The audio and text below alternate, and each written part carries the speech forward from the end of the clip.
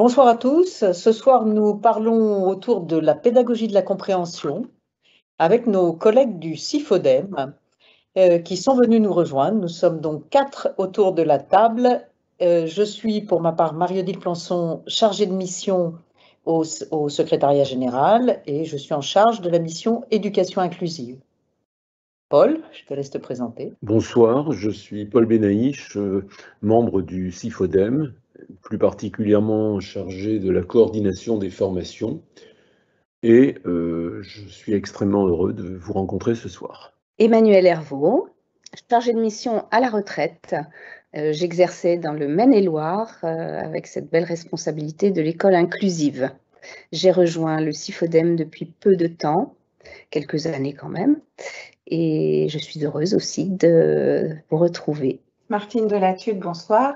Je suis donc chargée de mission aussi, à la retraite aussi, et j'étais aussi avec le même profil qu'Emmanuel, à savoir en responsabilité de l'école inclusive en Mayenne, et j'ai rejoint l'équipe de CIFODEM il y a maintenant un certain temps, pour ne pas dire un temps certain, mais chargée de la formation dans les établissements catholiques depuis 2017. Voilà, et donc je repasse la parole à Marie-Odile. Pour vous dire pourquoi nous avons ce partenariat avec le CIFODEM, pour que vous compreniez un petit peu pourquoi il nous tient tant à cœur. Eh bien, d'une part, vous l'entendez, les personnes autour de la table vous rejoignent dans chaque territoire. Ce sont des personnes d'expérience et qui permettent une interaction constante avec le terrain, interaction entre les chercheurs et les praticiens. Tout ça pour quel objectif? Eh bien, se centrer sur les besoins des élèves, mais pas seulement, se centrer aussi sur les besoins des enseignants. Et bien sûr, c'est très important pour les accompagner dans leur pratique. C'est une recherche constante qui est étayée par les résultats des évaluations des élèves qui sont relayés par les sites et qui permettent aussi d'adapter, d'ajuster en permanence les propositions pour rejoindre les besoins de ces élèves. C'est également la mise à disposition d'outils qui sont accessibles sur le site et qui sont accessibles à tous gratuitement, ce qui permet à chacun d'avancer tout en renforçant sa professionnalité pour accueillir chaque élève dans ses différences et dans ses besoins autour des compétences à construire. C'est pour nous un enjeu fort qui permet de réduire les inégalités entre élèves. Vous savez que la France a du travail de ce côté-là. Et pour nous, c'est essentiel que tous nos élèves puissent accéder à la compréhension et pour cela, que tous les enseignants puissent être accompagnés pour monter en compétences de façon à répondre à ces besoins réels de chacun. On se centre sur la compréhension, eh bien tout simplement, pourquoi? Parce que c'est la pierre angulaire qui permet de construire des compétences et qui permet aussi de construire des citoyens éclairés. Et je vais laisser la parole à Paul qui va nous en dire un petit peu plus.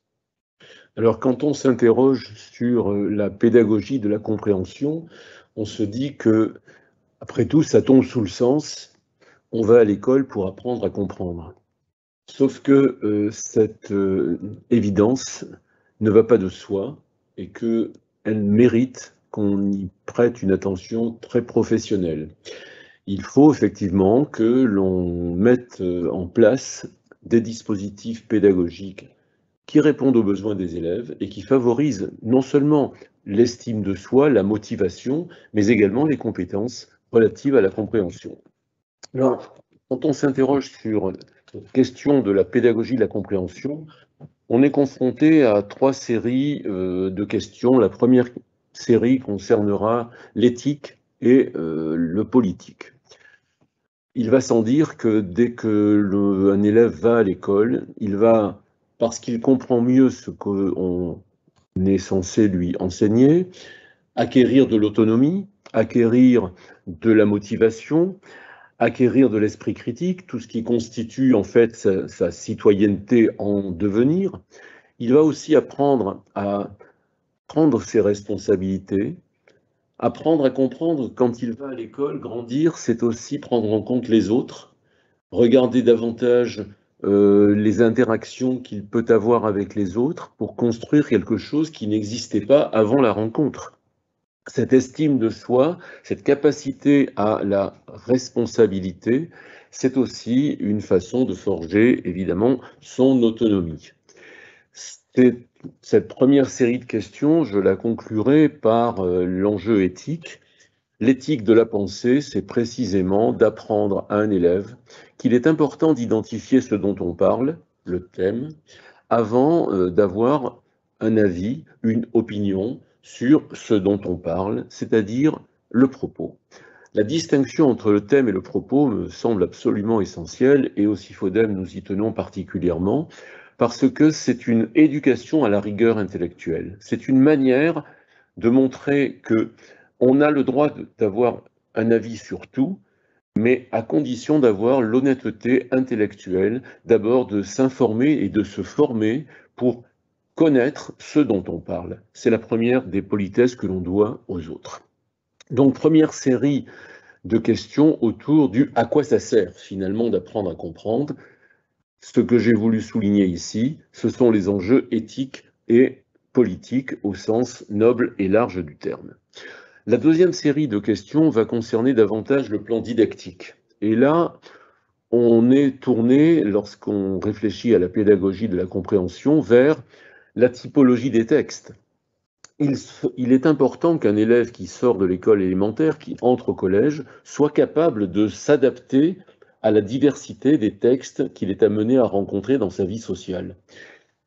Les textes qui racontent des histoires, les textes dits narratifs, sont absolument fondamentaux pour construire leur propre identité. Mais au quotidien, on est confronté en permanence à des textes qui nous informent, à des textes qui nous apprennent, et puis c'est évidemment tous les textes documentaires, informatifs, explicatifs.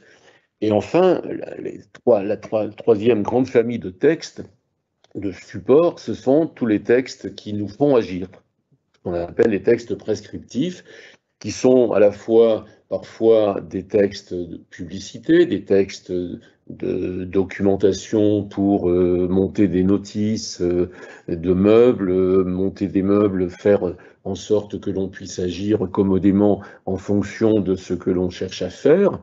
Mais il y a aussi des textes, de toute façon, il n'y a pas de frontière étanche entre les trois types de textes, narratifs, explicatifs et prescriptifs. Certains textes peuvent très bien se présenter comme informatifs et être en réalité des textes de manipulation tout à fait pervers. Donc la prescription, elle est parfois explicite et parfois elle est un peu moins. En d'autres termes, la réflexion sur la didactique de l'enseignement de la pédagogie de la compréhension doit passer par la volonté d'éduquer les élèves à la différenciation entre les types de textes, l'identification des types de textes, ceci pour garantir la polyvalence du lecteur. Cette capacité du lecteur qui entre au collège, qui va ensuite poursuivre ses études secondaires et supérieures, c'est ce qu'on peut lui souhaiter de mieux évidemment, doit passer par des compétences d'adaptabilité, de stratégie, des compétences liées au fait qu'un lecteur devant un texte doit être un lecteur sujet actif, un lecteur qui a une posture réflexive et qui développe de la métacognition, qui analyse ses stratégies de compréhension pour les réguler. Donc tous les programmes de l'école élémentaire, de l'école maternelle, du collège et du lycée, la question du contrôle de sa lecture, du contrôle de la régulation, de la capacité à réguler ses stratégies de lecture est essentielle. Donc, la deuxième grande série de questions qu'il faut se poser quand on aborde la pédagogie de la compréhension, c'est bien identifier de quoi on parle en matière de lecture, de quel type de texte, pour forger de la polyvalence du lecteur. Enfin, troisième série de questions que j'aborderai le plus brièvement possible, je ne voudrais pas être trop long, pour laisser la place aux questions que vous vous posez et auxquelles nous serons heureux de répondre éventuellement. Eh bien, la troisième série de questions concerne la dimension pédagogique. Car une fois qu'on a bien identifié les finalités et les enjeux, il importe quand même d'être face à la classe, face aux élèves, d'être opérationnel, d'être à l'écoute, d'être dans une posture qui favorise l'investissement, la motivation des élèves. Et cela, ça suppose effectivement une grande maîtrise de son geste professionnel.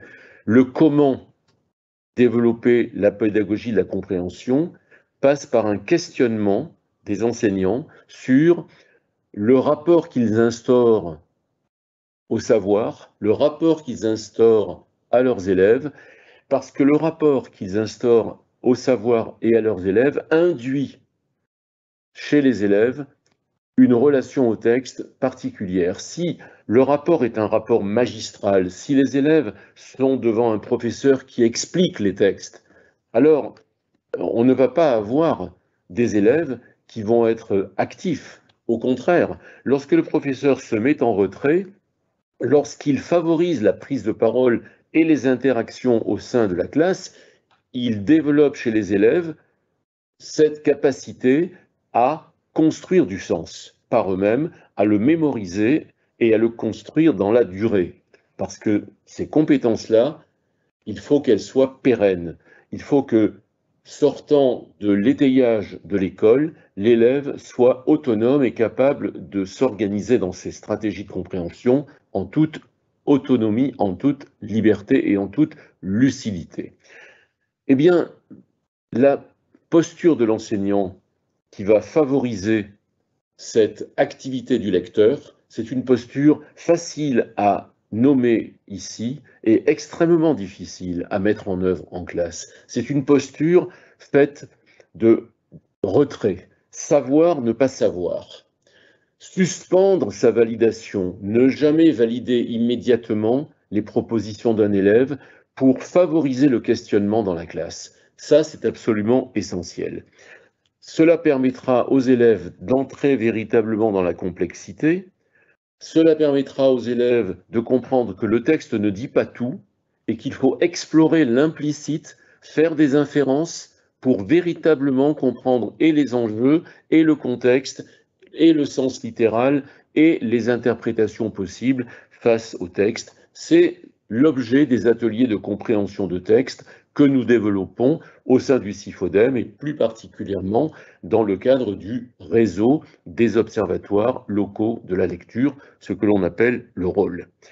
Par ailleurs, indépendamment des ateliers de compréhension de texte, sur le plan pédagogique, il importe de travailler de manière méthodique et lucide dans le cadre d'une programmation gérée par les enseignants, le développement des compétences fines de compréhension, identifier les personnages, aller chercher les connecteurs dans un texte, comprendre où se situe le narrateur par rapport au personnage. Bref, toutes les 9 compétences que vous trouverez sur le site du rôle, et que vous connaissez, je pense, depuis un certain temps, eh bien, toutes ces compétences-là, il importe de consacrer du temps à un travail méthodique, progressif et rigoureux avec les élèves. Et enfin, le dernier point, sur le plan pédagogique, c'est évidemment le fait que toute cette pédagogie tournée vers la compréhension de textes courts n'a pas d'autre objectif que de permettre aux élèves de lire seuls des œuvres complètes.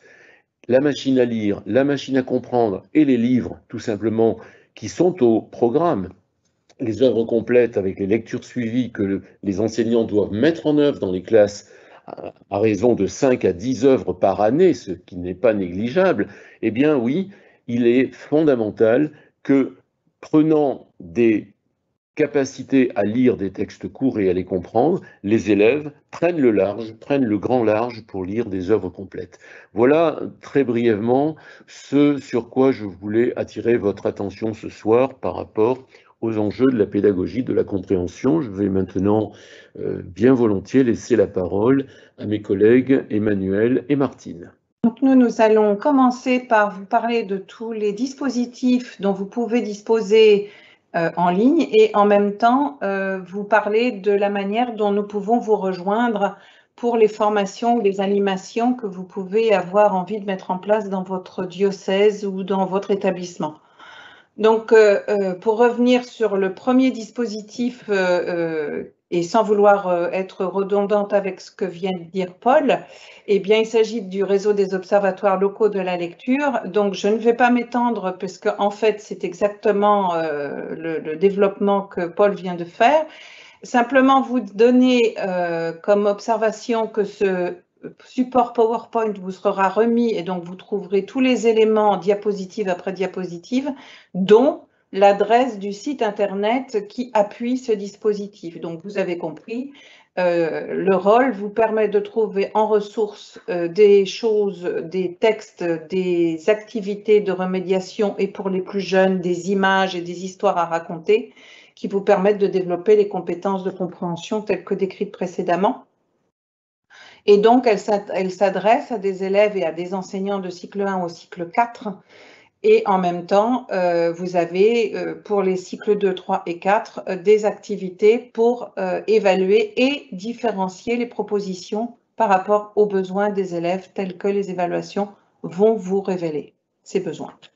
Nous avons, dans le cadre du groupe de recherche rôle, développé un parcours magistère. Ce parcours magistère s'appuie essentiellement sur l'atelier de compréhension de texte narratif. C'est le premier développement que nous avons fait.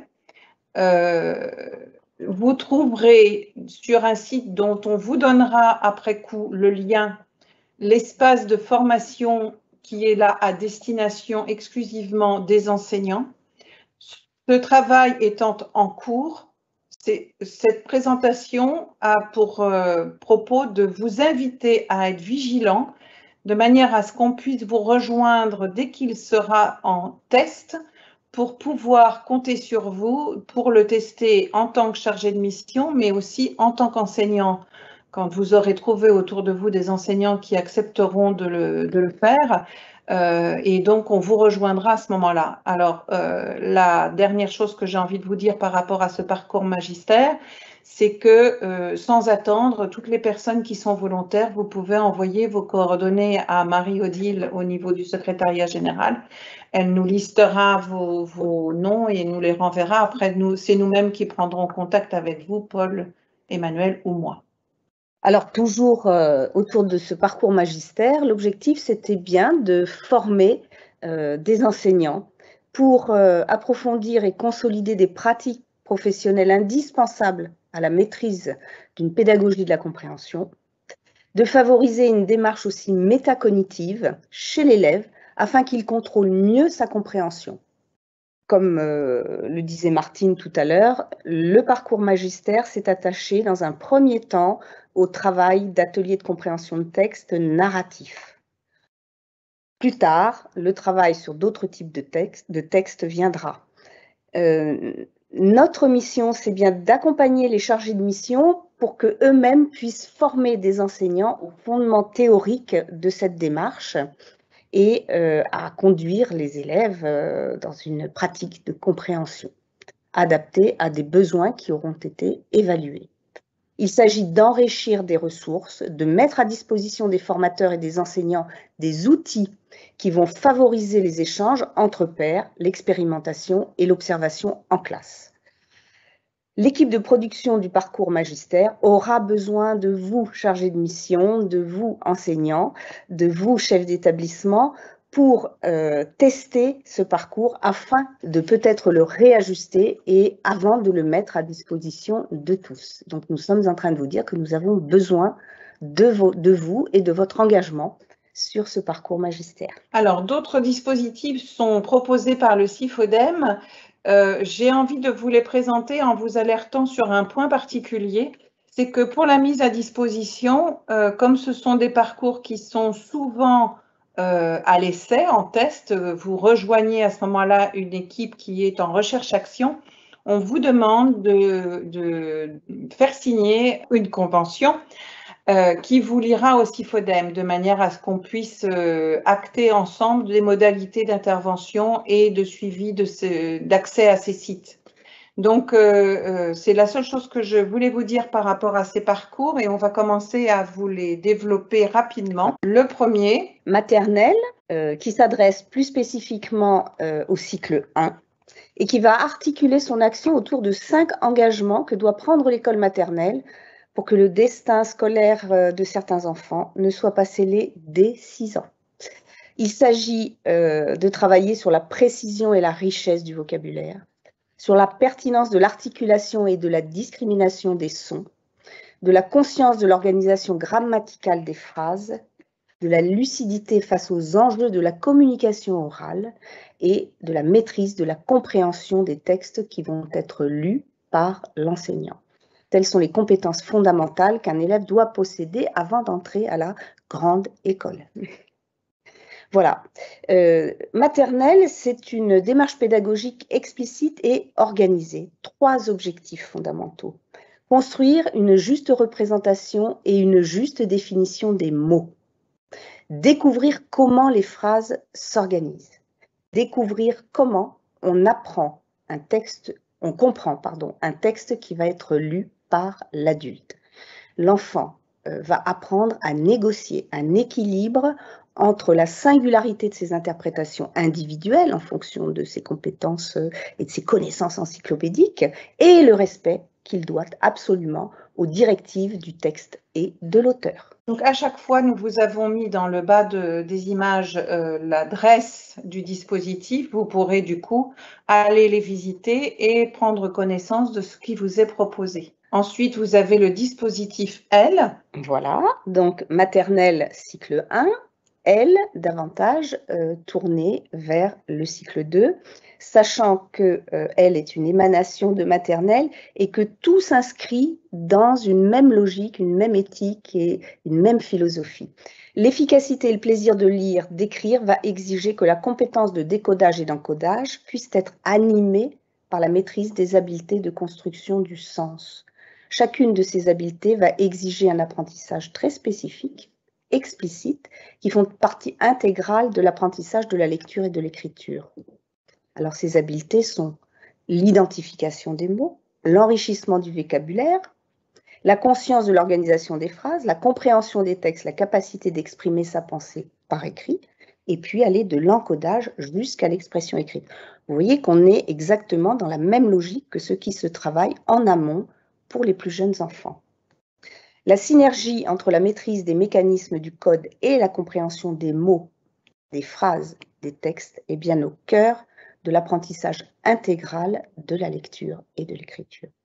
Elle va éveiller la fonction imageante des élèves et va légitimer le labeur que les élèves doivent consentir pour dominer ces fameuses correspondances grapho-phonologiques. C'est un travail qui est compliqué, qui est difficile, mais le travail que propose Maternelle et elle permet justement à ces enfants d'accéder à ces correspondances. Donc à nouveau, vous trouvez en bas l'adresse du site. La machine à lire, c'est un dispositif qui permet à l'élève de travailler par contre l'endurance à la lecture. Comme le sportif qui travaille la course et qui va marcher, courir, marcher de moins en moins, courir de plus en plus, eh bien le lecteur dans la machine à lire va pouvoir éviter l'essoufflement, lire de plus en plus par lui-même et écouter, c'est ce qui lui est offert en face, lire par lui-même et écouter, eh bien il écoutera de moins en moins dans un parcours progressif qui lui est livré, disponible sur ordinateur ou sur tablette et qui peut être à la fois utilisé à l'école ou à la maison. L'enseignant n'a pas forcément besoin d'un suivi par rapport à la machine à lire. Par contre, il y a un autre dispositif, alors là vous avez toutes les adresses et je ne vais pas en dire plus, vous lirez. Par contre, voilà, l'autre dispositif qui, lui, vous permet d'avoir un suivi qui est basé sur le même principe de l'alternance écoute-lecture, de manière à pouvoir travailler le plaisir de lire, l'endurance en lecture, sur des œuvres moyennement longues ou plus longues, voire très longues, et pour tous les âges, c'est-à-dire que là, vous avez une proposition qui va tendre du cycle 2 au lycée pro, avec des œuvres qui correspondent à l'âge de ces élèves, et vous avez l'adresse en bas, et là vous avez un suivi, une alternance entre le temps de lecture que vous offrez à vos élèves.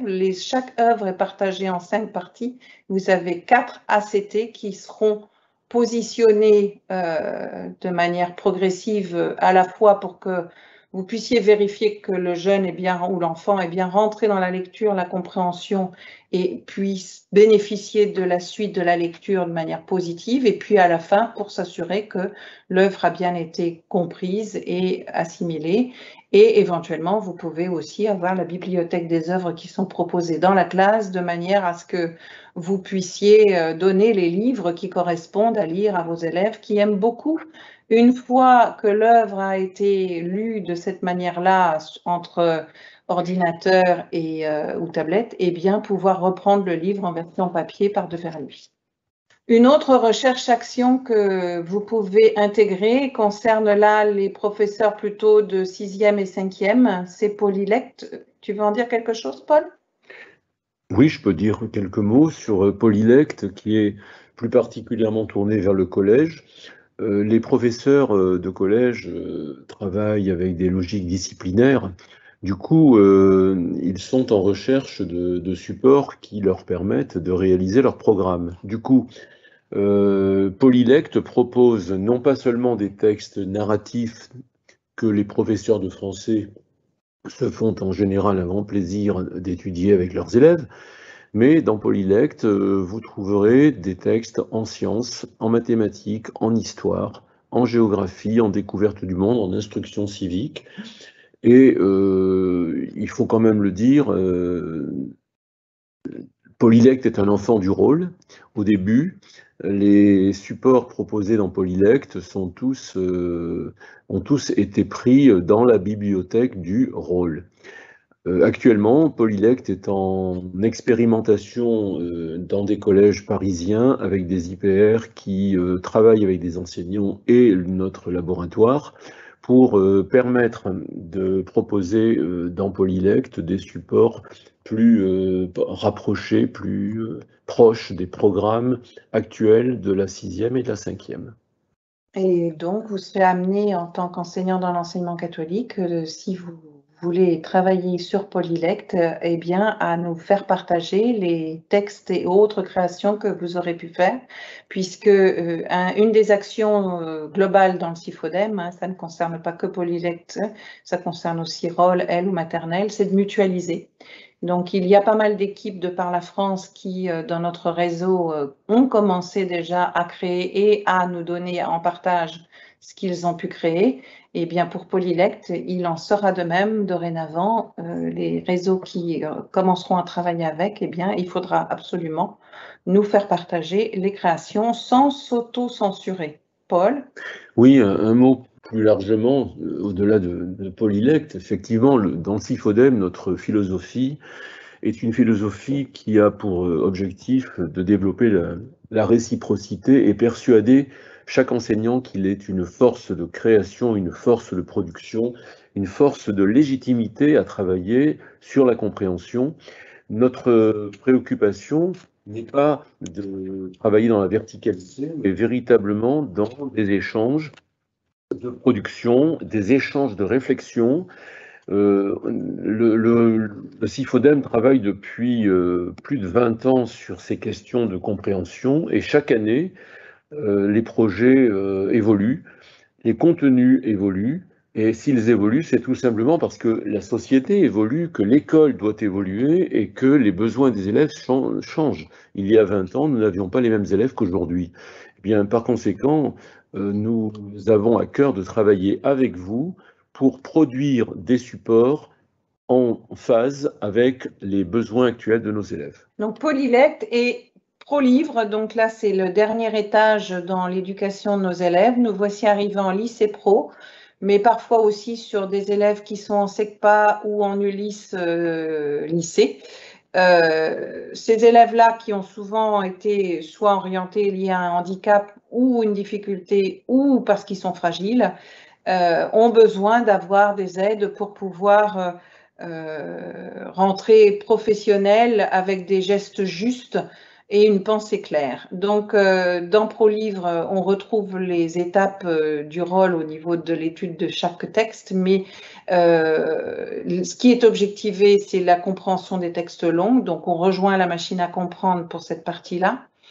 Les documents fonctionnels et professionnels, on va appeler ACTP la partie qui correspond à ça, c'est-à-dire qu'on est dans l'étude de ces documents fonctionnels et professionnels où on va leur permettre de passer de la compréhension au geste. Le geste servira à vérifier que la compréhension est bonne. Oui, Emmanuel. Juste une précision, une question a été posée, qu'est-ce que l'ACT? Donc c'est vrai qu'on jargonne un peu, et ACT, ça veut dire Atelier de compréhension de texte. Et quand Martine parle de l'ACTP, c'est l'atelier de compréhension de texte professionnel. Voilà. Et dans le PowerPoint, nous avons parlé aussi d'ACI, Atelier de compréhension d'images pour les plus jeunes enfants, et ACH, Atelier de compréhension d'histoire lue. Voilà, cette précision, ça vous permettra de mieux comprendre la suite du propos. Paul. L'atelier de compréhension de texte, avec ses variantes de support sur les images et les histoires entendues, c'est une activité essentielle dans la pédagogie de la compréhension, mais il n'y a pas que ça. L'atelier, c'est une séance de lecture, tout simplement, mais qui s'inscrit dans une séquence. Dans une séquence, on intègre bien évidemment le fait qu'on introduit des textes, on acculture les élèves. Dans une séquence, on va déboucher sur des activités de recherche préparatoires à un exposé ou à un débat. Dans une séquence, on peut donc aussi penser à la production de textes, à la production d'écrits. L'atelier de compréhension de texte se situe dans la séquence, au début, au milieu, à la fin, peu importe, c'est le choix de l'enseignant. Ce qui compte, c'est que cette pédagogie de la compréhension, elle intègre toute une polyphonie d'interventions pédagogiques dans lesquelles il faut ajouter la lecture à haute voix, qui se travaille, qui se prépare et qui développe des compétences de socialisation et des compétences culturelles fondamentales. La récitation, qui est un outil de culture, de la mémoire, qui développe chez les élèves une capacité à l'expression orale et à la production écrite, en les dotant d'un bagage lexical et syntaxique fondamental. Donc, autour de la compréhension, on a ce noyau dur que constitue l'atelier de compréhension, mais il faut bien imaginer que, et ça répond à une des questions qui a été posée d'ailleurs, tout à l'heure, quand on intègre les ressources et les démarches du rôle, on fait son programme. Il ne s'agit pas de faire du rôle en plus du programme. C'est grâce aux démarches et aux propositions pédagogiques que le rôle et le CIFODEM vous proposent que vous ferez encore mieux votre programme, justement.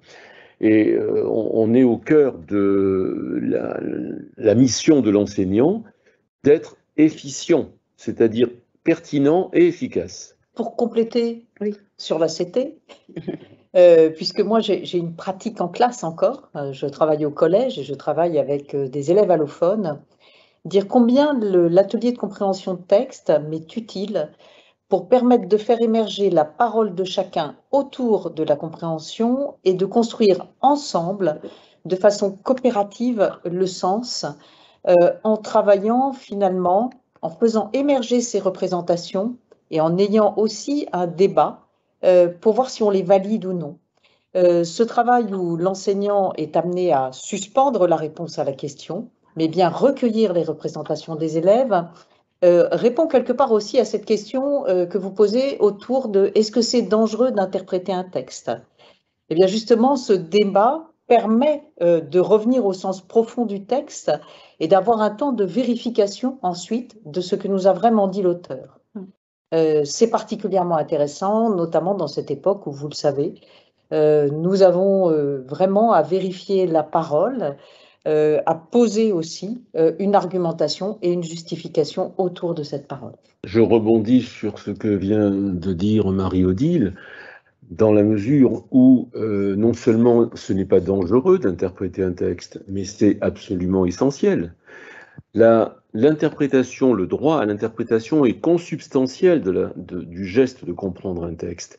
Si on assimile la compréhension d'un texte à une servilité intellectuelle qui s'appuierait seulement sur le sens littéral, on ne fait que le dixième du chemin.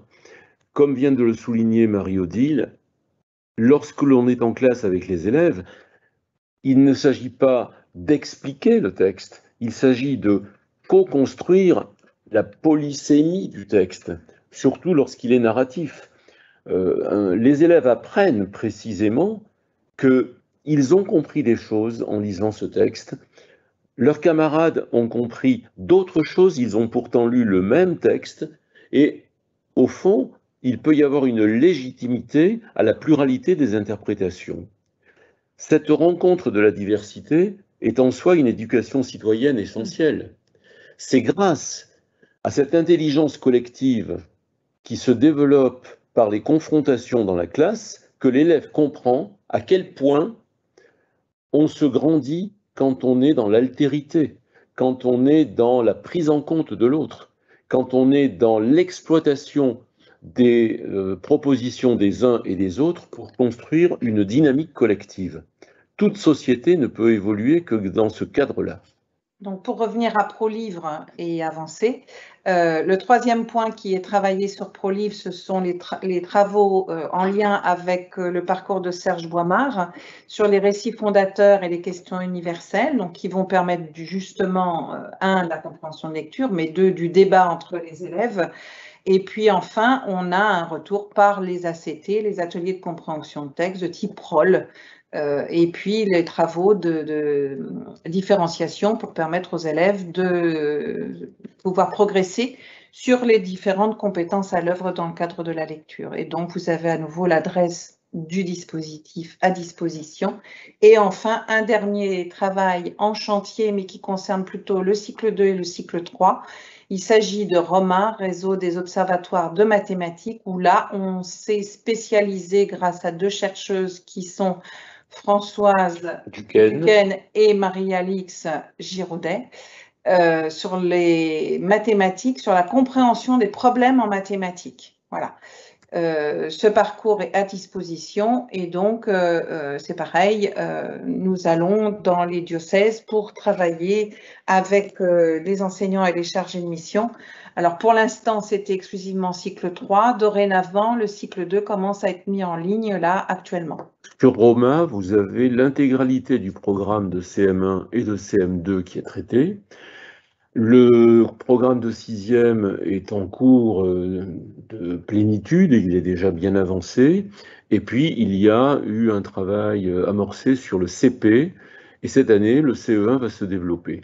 Si on travaille les 5 heures de mathématiques par semaine en utilisant Roma à raison de 2 heures par semaine, les chercheuses qui ont conçu Roma nous disent qu'on fait un travail extrêmement complet qui permet à la fois de faire son programme dans la construction des savoirs, mais également dans l'approfondissement des compétences et le réinvestissement des savoirs et des compétences du programme de mathématiques. Eh bien, nous en avons terminé et donc maintenant, nous allons pouvoir répondre à vos questions. Emmanuel ? Voilà, je voulais ajouter quelque chose par rapport à une question qui a été posée et à laquelle Paul a répondu d'ailleurs, sur le fait, est-ce que lorsque je travaille dans le cadre des ACT, je suis conforme au programme?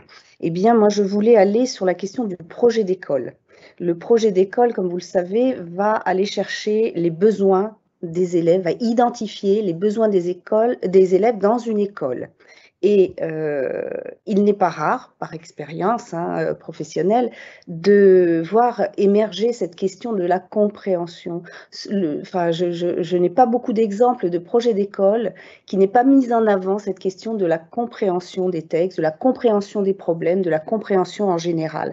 On voit bien comment ces axes peuvent être travaillés prioritairement avec les outils que le rôle propose, que le CIFODEM propose, et on est là sur des outils à utiliser pour répondre à ces besoins. Voilà, et donc ma conclusion c'est oui, on est en conformité avec les programmes lorsqu'on travaille dans ces dimensions. Et je me permettrai d'ajouter que les programmes de 2018, les programmes de 2016, les derniers programmes actualisés de 2020 nous confortent, si je puis dire, si c'était nécessaire, de plus en plus vers cette logique qui consiste à éduquer l'élève à comprendre ce qu'il fait au moment où il apprend à comprendre. La question de la métacognition, elle est centrale dans tous les programmes et de plus en plus.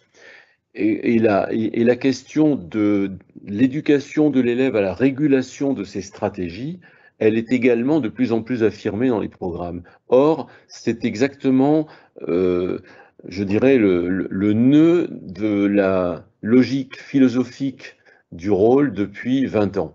Nous n'avons pas d'autre objectif que de forger de la lucidité et chez les élèves, et bien sûr aussi chez les enseignants, puisque notre mission, c'est bien de nous appuyer sur la formation des enseignants, car il y a un isomorphisme entre la manière dont les enseignants sont formés et la manière dont ils enseignent auprès de leurs élèves. Il nous reste une seule question à laquelle vous n'avez pas répondu, que vous les avez toutes parcourues, c'est comment je fais pour m'inscrire à tout ça? Eh bien, je pense que le plus simple est de rejoindre soit l'un d'entre nous, Paul, Emmanuel ou moi, ou Marie-Odile ici. Ce qu'il va vous falloir, c'est peut-être nos adresses mail respectives, mais je pense qu'on peut les mettre quand on mettra le document à disposition, de manière à ce que l'on puisse entendre vos demandes et puis voir comment on peut se partager le fait d'y répondre. Ça se passe de la manière suivante, de manière concrète. Quand une personne prend contact, eh bien, on décide d'un contenu.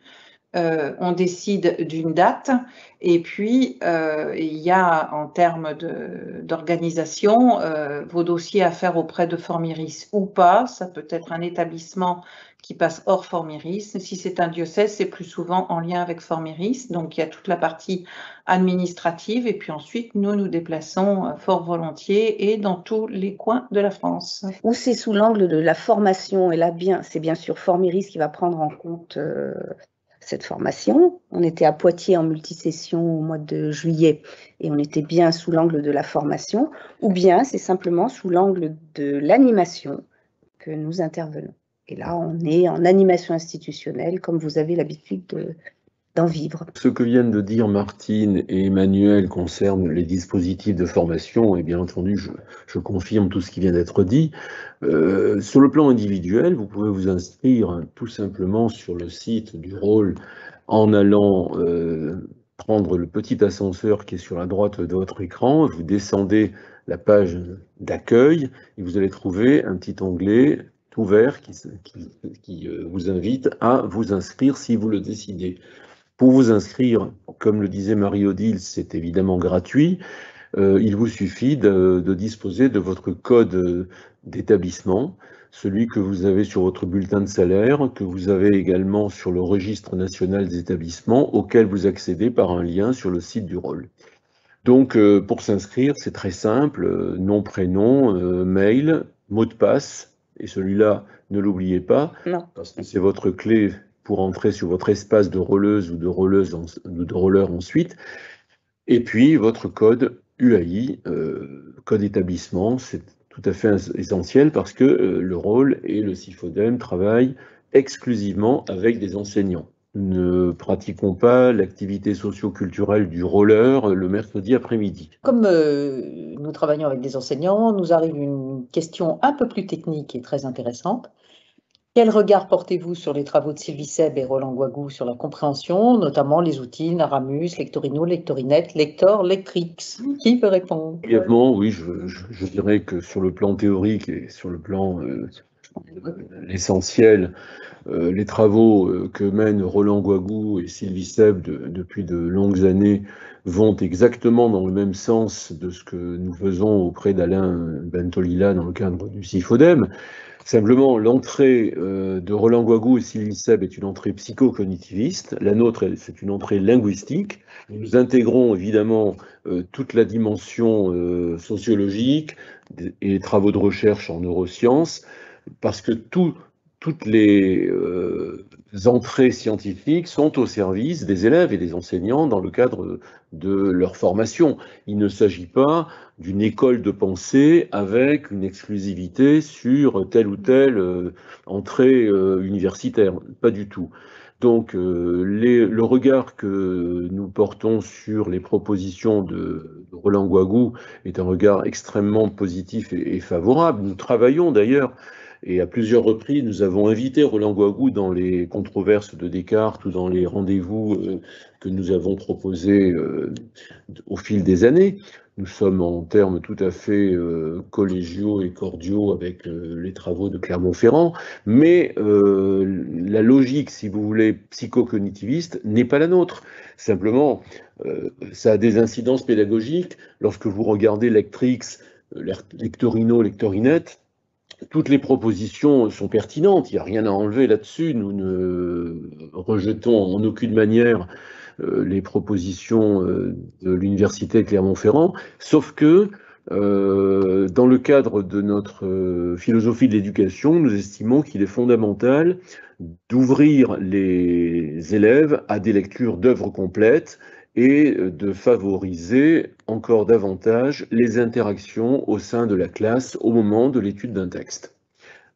Les activités spécifiques sur des compétences sont précieuses, sont importantes, mais notoirement insuffisantes, car dans la compréhension, il y a une notion dont on n'a pas beaucoup parlé aujourd'hui, mais qui est essentielle, c'est le plaisir. Et le plaisir de ce partage, il se passe au cours des interactions sociales dans le cadre de la classe.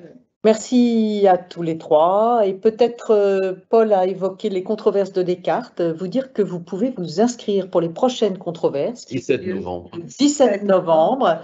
Vous pouvez les suivre en ligne ou bien vous rendre sur site si vous le souhaitez. Merci et au plaisir de partager ensemble cette belle idée qu'est cette compréhension commune et partagée.